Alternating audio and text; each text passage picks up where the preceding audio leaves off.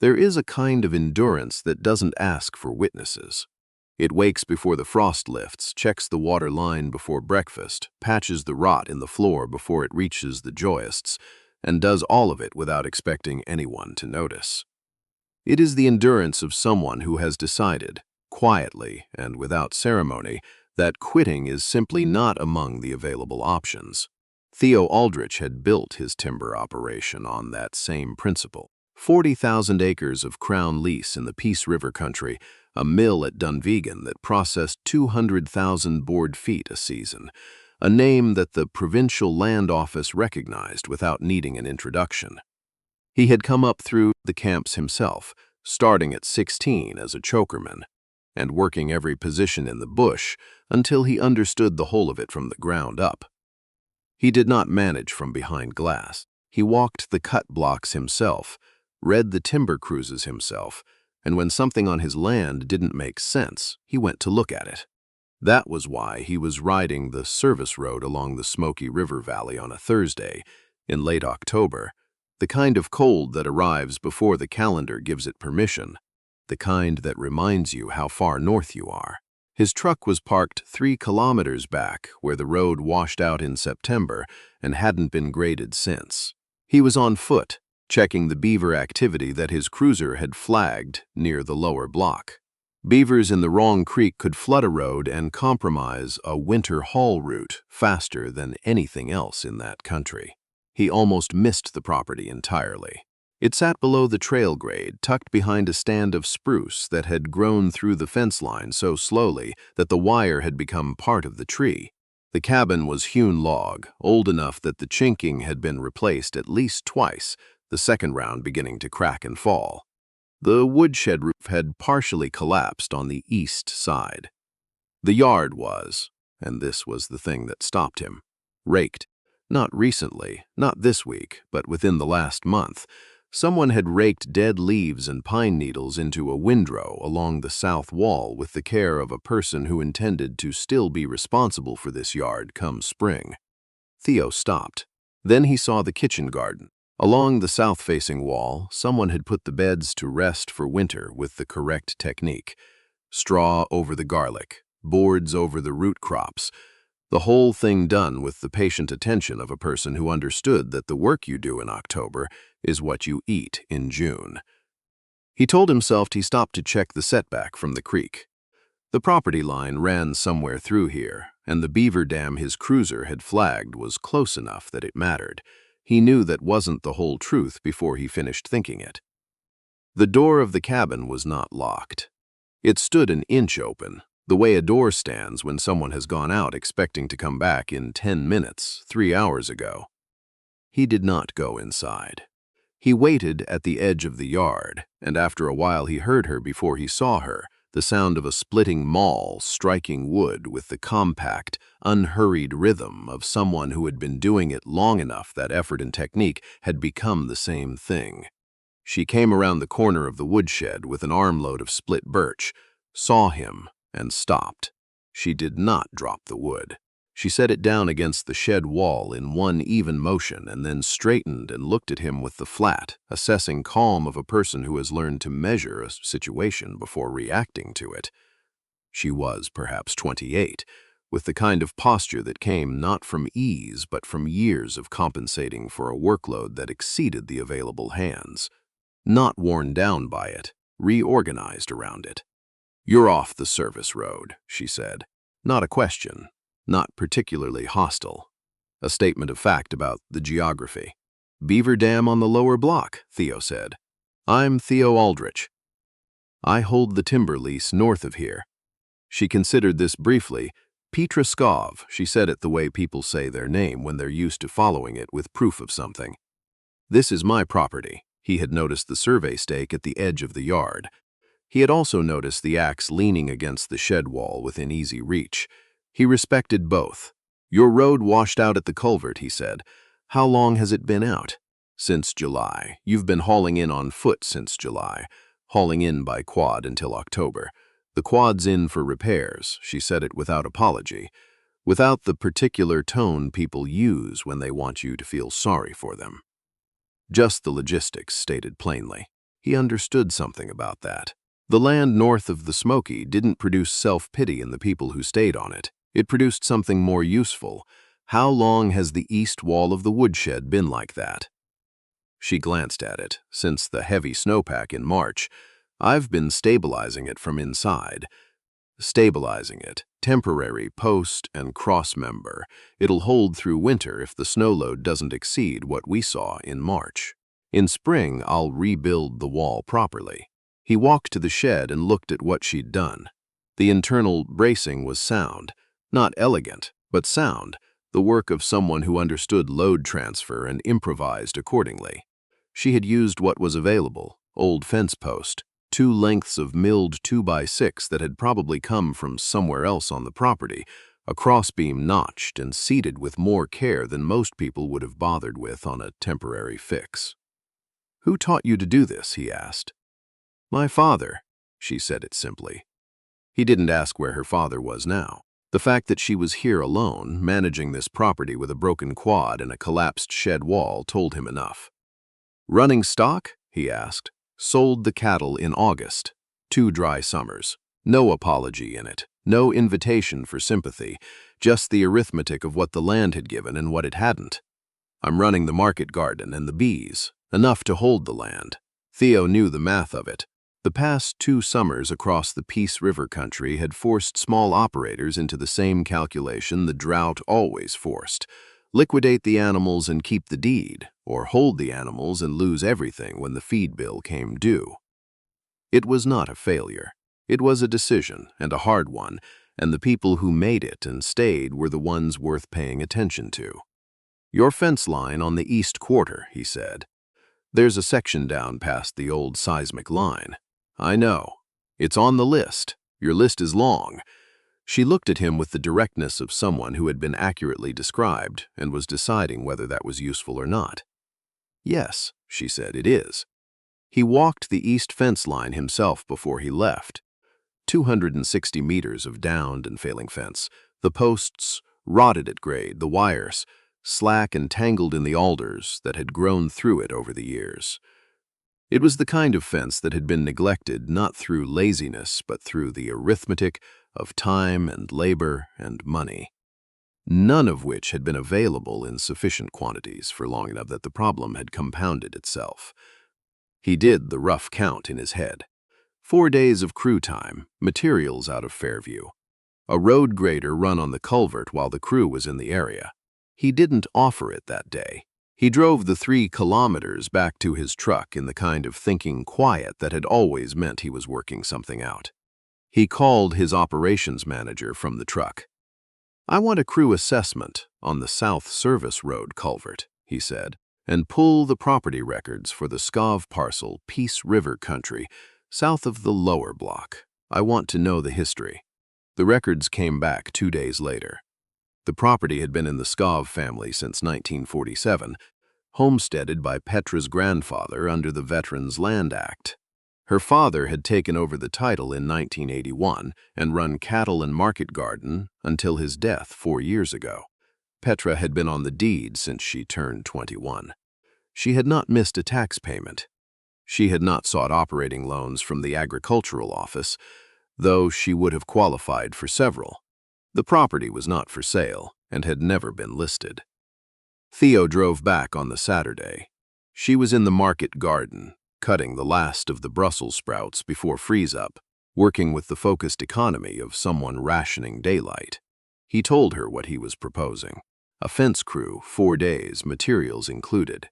In exchange, a right-of-way agreement on the old seismic trail that crossed the east quarter. His cruisers needed access to the lower block through winter, and the current route added 40 minutes each way. Fair market rate for the access, paid quarterly. "Why not just buy the access outright?" she asked. "That's what operators your size usually do. Because a right-of-way is what I need. And because you'd want to retain the land." She looked at him steadily.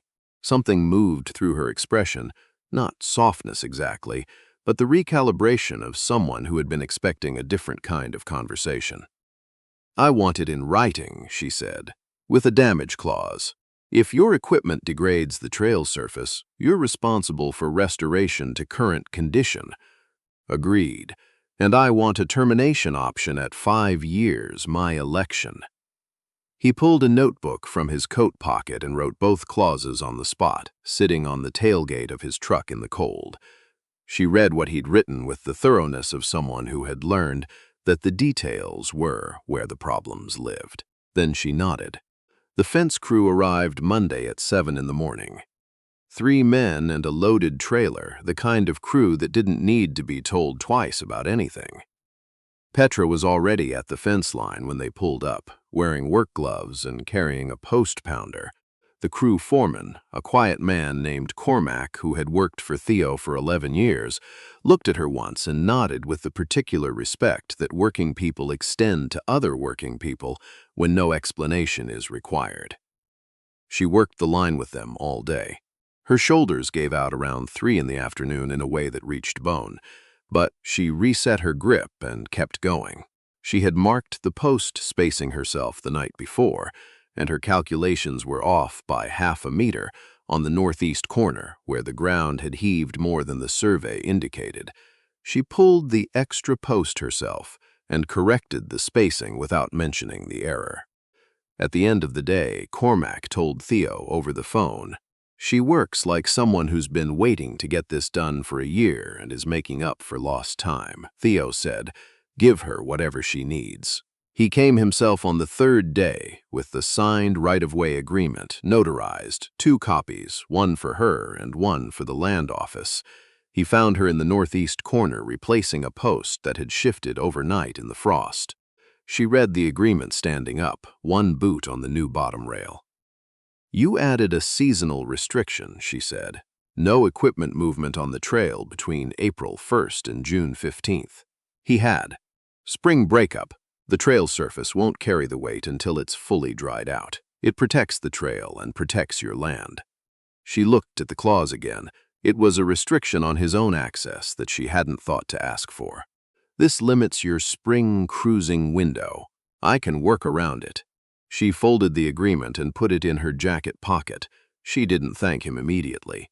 She went back to the post, seated it, tamped it, and tested it for plumb before she said anything else. "Cormac told me what you said before the crew left Dunvegan." Theo waited. "He said you told them. She knows that property better than any of us do. Pay attention when she talks." Theo said. "It's true." Petra held that for a moment, turning it over in the careful way she turned everything. "You didn't send a crew to work on my fence," she said. "You sent them to work with me." He didn't elaborate on the distinction. It was accurate, and she'd found it herself, which was how accurate things usually got found. That evening, she stood in the woodshed with a headlamp, checking the temporary bracing. The new fence line ran straight and true outside in the dark.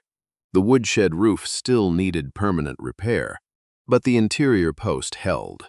3 months ago, the only promise she'd made to herself was to get through winter with the deed intact and enough firewood to avoid burning the furniture. She went inside and wrote the right-of-way terms in her property ledger, the one her father had started the year she was born. She recorded the clause about the seasonal restriction. She recorded the fair market rate and the quarterly payment schedule. Then she loaded her father's .303 and set it by the door the way she always did before sleep. Some promises required more than optimism to keep. November came hard. The first serious snow fell on the 4th 18 centimeters overnight, and Petra was banking the garden beds with straw before first light when she heard a vehicle on the service road. Not Theo's truck. Something newer, something with the particular sound of a vehicle that had never been in a bush road in its life. The man who got out was wearing a wool coat and city boots. He had a leather satchel and the practiced smile of someone who had learned to deploy it before introducing himself. "Lyle Garner," he said, "Northern Land Partners. I've been authorized to make you a serious offer on the Skov parcel." Petra set down her straw fork. "I know the name," she said. "Northern Land Partners. Good news travels." The news I heard wasn't good. Garner had been acquiring distressed rural properties across the Peace River country for the past 3 years. working systematically through the county assessor records to find land with delinquent taxes, expired permits, or estate dispute. He hadn't found any of those on the SCOV parcel, which meant he was working a different angle. Isolation, equipment failure, the look of a property that was barely holding on. He had bought 14 parcels in the last 3 years, most from estates or operators who hadn't read the fine print on what they were signing. He presented himself as a solution. His was, in fact, a pressure system. 140,000, he said. Clean sale, 30-day close. You'd walk away with capital to start over somewhere easier. The property is under a right-of-way agreement, Petra said, registered with the Land Title Office. Leaseholder is Theo Aldrich, Aldrich Timber, Dunvegan. The smile didn't disappear, it became something else, slower, more careful, the recalibration of a man doing arithmetic. Right-of-way agreements are paper, miss. SCOV. He glanced at the woodshed, the repaired fence line, still bright with new wire, the cabin with its aging chinking, paper and a broken quad and a long winter. The Land Title Office is 3 hours south. I'm here right now. He tucked the satchel under his arm with the unhurried confidence of a man who had done this before, many times in many yards, to many people who would retire. I'll be back Thursday, he said. Think about what easier looks like. He drove out. Petra watched until the vehicle was gone. Then she went inside and wrote in the ledger, Garner, Lyle, Northern Land Partners. November 4th, offer made, Thursday. She sent a message to Theo that same hour from the satellite communicator she used when the cell signal dropped, which was most of the time. He arrived Wednesday evening with 2 of his crew, quietly, before dark, the way people arrive when they want to be present before a situation, rather than responding to one after the fact. He found Petra at the kitchen table with the property ledger and a survey map, and the 303 leaning against the wall. He sat across from her without being invited. He looked at the rifle, and then at her. You know how to use it, he said. Not a question. My father taught me. She said it without drama. I'm not hiding in the cabin while Garner decides what my land is worth. Theo looked at her for a moment. There was something in the look, not pity, not protectiveness, something quieter, recognition. Nobody's asking you to, he said. Thursday came clear and very cold. Garner arrived at 10 with a colleague whose coat was also wrong for the weather and whose eyes moved across the property with the inventory habit of someone assessing resale value rather than seeing a place where someone lived.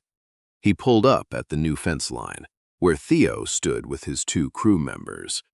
Petra stood to his left, the 303 on her back, sling across her chest, her expression, the flat, working calm that was simply her face when she had decided what she was going to do. Garner took in the scene. Then he looked at Theo with the recalibrated expression of a man who had expected to find a woman alone. Aldrich, didn't expect you personally. The right-of-way trail crosses this property, Theo said. Any transaction affecting this land affects my registered access. That makes what happens here my business. He said it without heat, without performance, as a statement of the legal and geographical facts. Garner looked at Petra, at the rifle, at the 2 crew members standing behind Theo with the patient stillness of men who were not nervous. Monsieur Scov, Garner said, the offer stands. 30 days.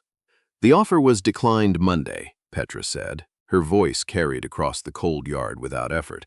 It was declined when you suggested that paper was fragile in a long winter. It's declined now. This land is not for sale. The next time you come onto it without an invitation, I'll have the RCMP here before you reach the gate.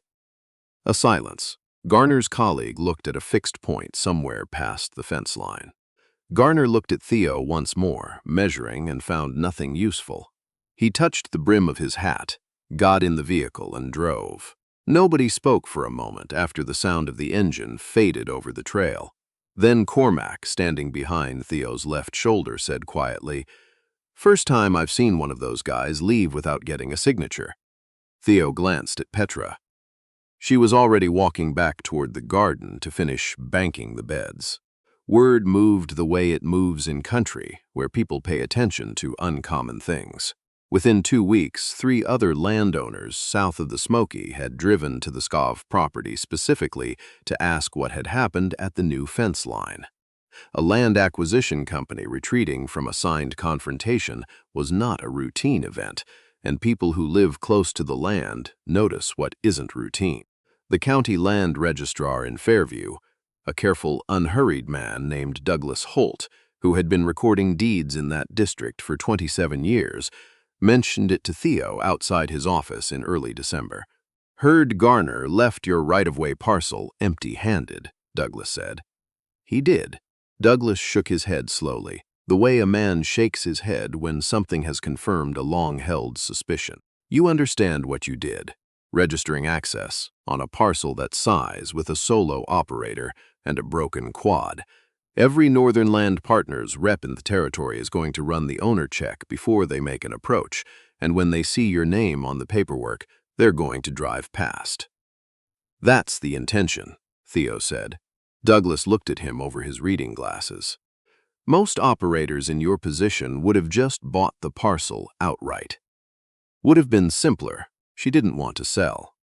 Douglas was quiet for a moment. Then, "In 27 years of recording land titles in this district, I don't think I have heard that sentence from someone in your position." He looked down at his register. "A man with your resources who took no for an answer from a woman running on a broken quad and a market garden. He said it the way people say true things, plainly, without ceremony, which is exactly why it landed." Theo drove out to the Skov parcel that afternoon and told Petra what Douglas had said. She was splitting kindling on the south side of the cabin, the cold light low and pale across the yard. She listened with the axe at rest across her knee. "He's right," she said when Theo had finished. "That is not a thing that happens often." She said it without sentiment, as a plain assessment of the facts. Then she looked at him with the direct focus she gave to everything that deserved it. "Thank you, Theo." It was the first time she had used his first name. He noted it. He didn't make more of it than it was, but he didn't make less of it either. December settled in the way it settles in the Peace River country. Completely, without negotiation, the cold coming down from the north like a hand pressing everything closer to the ground. The Smoky froze over in the first week, gray ice building from the margins toward the dark current in the center. Theo's cruisers crossed the seismic trail twice a week as the right-of-way permitted. Petra monitored the crossings, trail surface condition, frost penetration, edge degradation. She sent weekly reports to Dunvegan by satellite message. He replied with brief, precise notes that added context to what she was tracking. Equipment weights, frequency, drainage patterns he'd observed on similar trails elsewhere on the lease. It was a correspondence of facts that was, without either of them naming it, something else entirely. He came himself on the third Thursday of December, ostensibly to check the north end of the trail before the heaviest equipment movements of the season. He found her at the crossing with a meter stick, checking the frost depth in the edge material. "You need a brush mat here," she said without looking up. 3 meters of horizontal slash laid perpendicular to the travel direction, distributes the load across a wider footprint and keeps the mineral soil from compressing. He crouched beside her. She was right. It was the standard technique for protecting soft ground crossings in the boreal, knowledge that lived in people who had spent time in the bush, rather than in any manual. They stood. Neither moved away from the proximity with the hurry of someone who found it uncomfortable. "These reports," he said. "In 10 years, whoever stewards this property will have an accurate record of how this crossing behaves under load in every season. That kind of knowledge usually disappears when the person who holds it leaves." She looked at him. "You've been thinking about who stewards this property in 10 years. "I have," he said. The cold was absolute and clear, the kind of cold that removes ambiguity from everything it touches. "Mr. Aldrich," he said, and then corrected himself. "Theo." He said it in the measured register he used at the beginning of a serious conversation. "I'd like to talk about whether the arrangement between us might take a different form, something longer term." She held his gaze without looking away. You're talking about more than the right of way. I am. She did not answer immediately. She had never answered anything that required genuine consideration with anything less than genuine consideration. She answered him 4 days later, Monday morning, frost crystals suspended in still air, no ceremony. She drove the quad back from repairs to Dunvegan and found him in the mill yard going over a cruiser's timber estimate. He saw her coming and waited. "I have conditions," she said. Something moved through his expression. Careful, warm. "I expected you would. The Skov parcel stays in my name. Separate title, separate registration. That's not negotiable, agreed? I manage the right-of-way records and the trail monitoring program. That's my expertise. I want it acknowledged as such. It already is. And I'm not an addendum." She said it without heat, the way she said everything that mattered. "If this is a partnership, I'm a partner." He looked at her steadily. There was no qualification in his expression. "I told Cormac before the fence crew left that you knew that property better than anyone he'd put on it. I've known what I was looking at since the first day I walked into your yard." The silence between them held more weight than words would have. "Then we're agreed," she said. She extended her hand. He shook it, firm, direct, the same as the first time, in the October cold at the edge of her yard. Not rescue, not relief. The clean, grounded confidence of a person who had read every clause and found the terms sound. Spring came late, the way it comes late in the Peace River country, the snow retreating from south-facing slopes first and the north-facing cutbanks holding on into May. The garden showed green first at the south wall, the garlic pushing up through the straw mulch with the particular certainty of things that were buried in the fall and have been working their way back ever since. The fence line held through the heaviest snowpack of the winter without a post shifted or a wire slackened. The woodshed east wall was rebuilt in April with proper sill plates and treated lumber done in 3 days by Petra and Cormac and 2 hours of Theo's labor on the corner framing. The trail crossing showed none of the edge degradation that had been the risk going into freeze-up. On the first page of the spring section of the property ledger, the heading had changed. Skov Aldrich, Peace River Country. Spring. Petra was turning the first garden beds of the season on a morning in late May when she heard Theo's truck in the yard. She looked up with the easy recognition of someone who knew who was coming and found the sound welcome. He came to the garden edge. "Beans again this year?" "Beans and squash, rotating off the garlic ground." He nodded. "Sound." They stood in the pale northern light, the kind of light that arrives at the end of a Peace River winter like a thing that has been promised and has finally kept the promise. Two people who had built something carefully, condition by condition, in the cold and the dark, not because either of them had needed rescuing, but because they had both recognized, in the particular clear-eyed way that the North produces in the people who stay, that some things work better together than apart. There is a kind of wealth that doesn't show up in a timber cruiser's report or a land title registry. It doesn't arrive in a leather satchel or leave in a city vehicle when the numbers don't work out. It shows up in a fence line that holds through the first thaw, in a record book that tells the truth about what the land has done and what it can do, in the handwriting of two people who understood that the strongest arrangements are built on respect and on the honest acknowledgement that what one person knows and what another person can and do are not the same thing, and that the gap between them is not a weakness but an invitation. The Skov Aldrich deed was registered jointly in the land titles office in Fairview on a Wednesday in June. Douglas Holt recorded it himself. He noted the separate title clause for the original parcel.